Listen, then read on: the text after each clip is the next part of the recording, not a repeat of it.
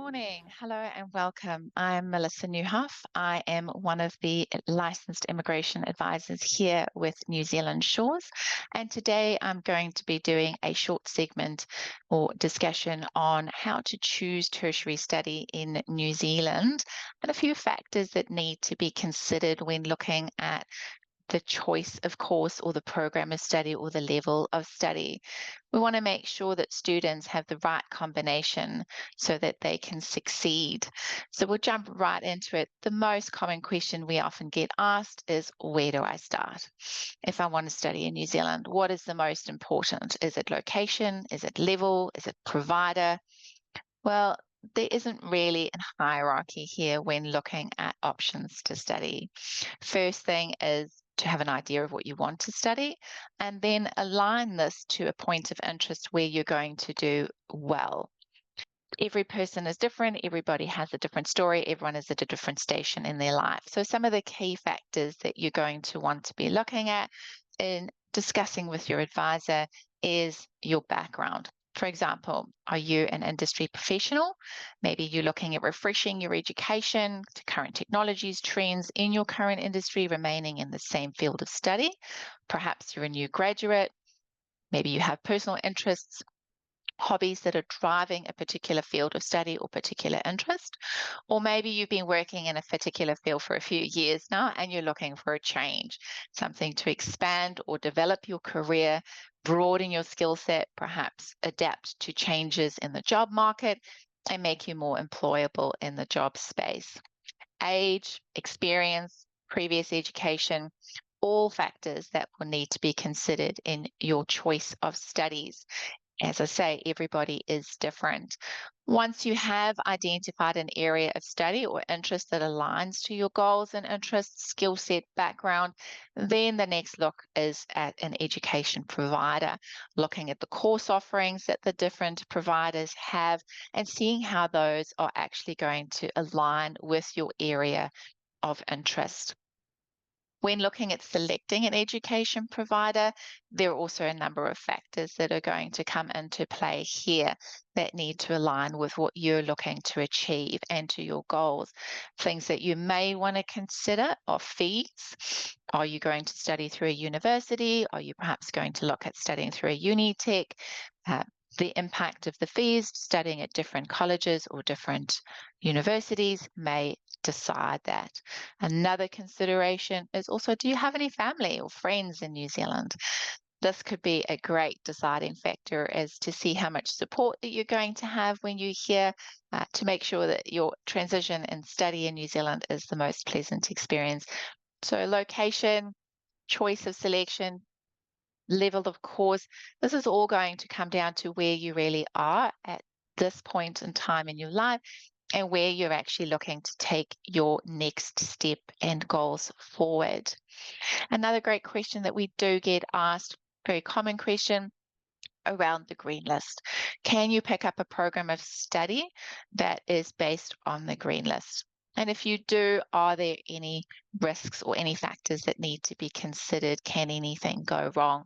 Yes, you can absolutely pick up study for an occupation that is listed on the immigration green list of occupations. However, there are a few things that you should maybe consider. First thing, green list is a moving target. It does not necessarily mean what it is today will be there in 6 months' time or a year's time. For example, if you're studying a Bachelor of Nursing today, nurses are currently on the green list and they have an option for a straight to residence pathway at the end of completing their studies and registering as a nurse in New Zealand. However, in a year's time, we cannot guarantee that that green list will still have nurses on that list. So if you have chosen a field of study purely based on the green list, if that does change, if that occupation gets removed or immigration does make any changes to it, you will need to realign your long-term goals if you're looking at residence as a pathway in New Zealand to see if that pathway is still going to remain or if you need to maybe shift change. or a realign.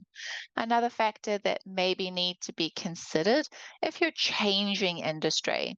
Let's say, for example, you're wanting to change from hospitality, perhaps going into IT. Maybe IT is on the green list and you're wanting to expand your skill set or move into that field. There's nothing wrong with moving fields or making changes in life. Like we've said, sometimes job markets change.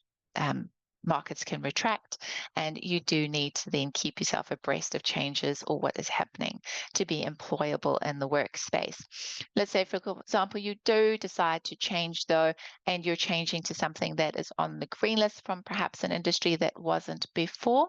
There does need to be some logical or rational change, rational behind your change or your decision to make that change. When looking to present your file to immigration, they will want to know why the change is happening or why you're looking to move into a different field of study, particularly if it is quite different from what you currently do or have done in the past. Reminder, just if you are an offshore applicant, that if you are looking to change field of study, there is a little bit more risk to the application being declined by immigration because you don't really have that option to present a case back to them if they do have any concerns around your change or your field of study that's looking to have that shift. Another great question that we often do get asked is program selection. How important is program selection? And if I do get an offer of place, surely everything else should just follow if I've made that course selection and got that offer of place. That is a really valid point, and one would want to believe that yes, that is what would happen. However, course selection is quite key, very important. Moving into a field of study just because somebody said it's a good idea or because they've done it or because it's on the green list shouldn't be your sole deciding factor.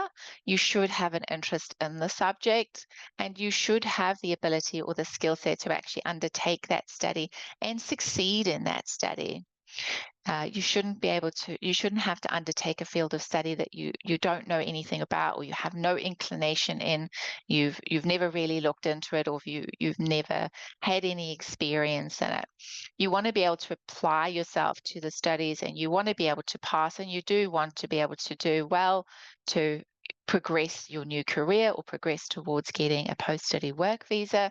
So course selection is quite important and you do need to make sure that you have the ability to actually undertake the subject matter that you have selected. Also, if your program selection cannot be shown to have a logical or rational pathway for reason to study, immigration could consider you as not being a genuine student for that course, and that potentially could lead to a decline, as mentioned. So, an offer of placement doesn't guarantee a student visa approval. So, being mindful of your choice of course is very important. Another great question that we often get asked are what other areas can be impacted by selecting course or selecting the wrong course? Well, everything could go wrong if you make the wrong program selection. Firstly, if you don't get accepted by the education provider, then you obviously can't progress to a student visa. So ensuring that you have what is needed to undertake the course that you've shown interest in with the education provider is first and foremost our starting point, and discussing what is required with your agent or your immigration advisor can help with that placement. Outside of this, as I've already mentioned, a student visa decline if you haven't selected the right choice aligned to your goals and you have an ill-matched ability to undertake the course, immigration could then give a decline on that visa application. Another thing to factor in is if your skill set or your background or your abilities are not aligned to the course, then you could potentially end up failing papers or even failing the course, which nobody would want and would be an absolute waste of your time, your effort, your energy that you're putting into looking to achieve a new career goal. Another area that you may want to look at when choosing course selection is post-study work rights, or perhaps family. Perhaps you have dependent family that you're looking to support to come to New Zealand with you while you're here and while you're studying.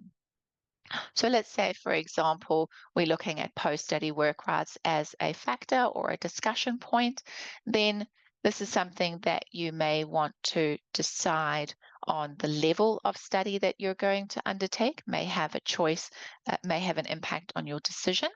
If you're choosing to study a level 7 qualification or above, or perhaps choosing to study a level 7 or below qualification, but that qualification does appear on the list of qualifications eligible for a post-study work visa.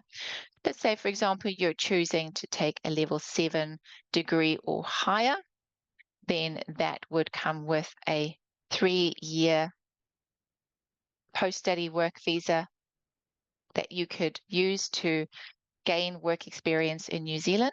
Whereas if you're looking at a non-degree level 7 or below qualification that does appear on the list of qualifications that is granted post-study work visas. However, the duration could be impacted as it would only be for the duration of the study that you're undertaking.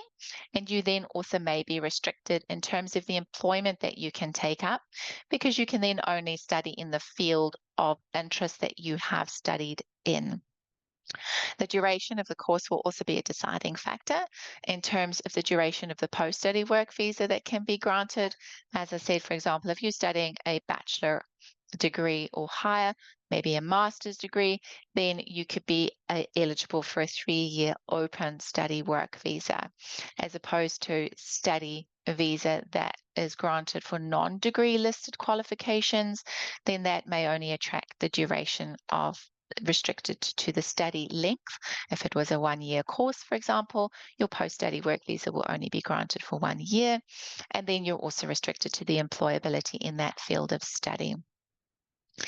Then a little note just to touch on before I come towards the end of our short segment is a change that has come in at the end of June 2024, which is fantastic and good news, is that partners of students studying level 7 or 8 qualifications specified on the green list, the partners can now apply for work visa with open conditions. This is a great change that immigration have brought in recently. And if you're studying, for example, a Bachelor of Nursing, or maybe you're studying a Bachelor of Education, your partners can now apply for open work right visas, and your dependent children can also apply to attend school as domestic students. This is a great change that immigration have brought in. Then touching on the last topic, choosing your program selection, yes, it is so important and it should be given the necessary time for consideration. Explore your personal circumstances, including background, your family, your goals.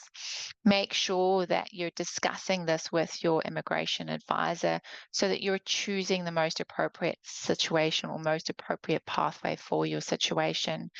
And lastly, reach out to us if you want to have those discussions about your study and your aspirations and explore where the next step is going to be. Thank you very much for your time today to take time to listen. If you have any questions, please do reach out to myself or anyone else in the team, and we look forward to connecting with you soon. Have a great day.